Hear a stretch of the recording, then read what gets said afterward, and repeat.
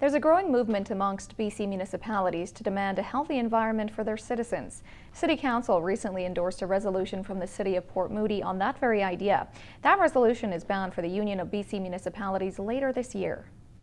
From the air we breathe to the water we drink and everything in between. That's the focus of a resolution put forward by the City of Port Moody and endorsed by City Council.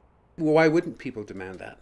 So the reality is that we've been hearing about other municipalities sending resolutions into UBCM as well.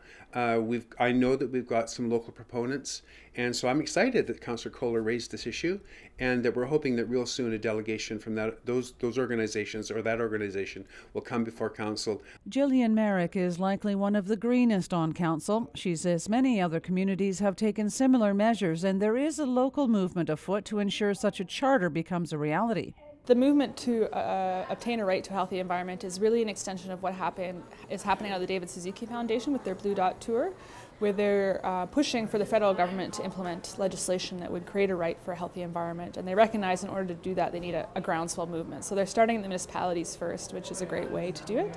The declaration sets out specific objectives, targets, timelines and actions the City of Port Moody will consider within its jurisdiction to address the residents' rights to a healthy environment, including priority actions like ensuring infrastructure projects protect the environment, making trails and green spaces a priority, and reducing greenhouse gas emissions, amongst other things. The environment is an issue locals are acutely aware of. I think on the grand scheme of things, Prince George certainly is a city that would set an example in this arena. We do have a lot of industry in our community, and I think a declaration from City Hall to suggest that every resident has the right to a clean environment would go a long way.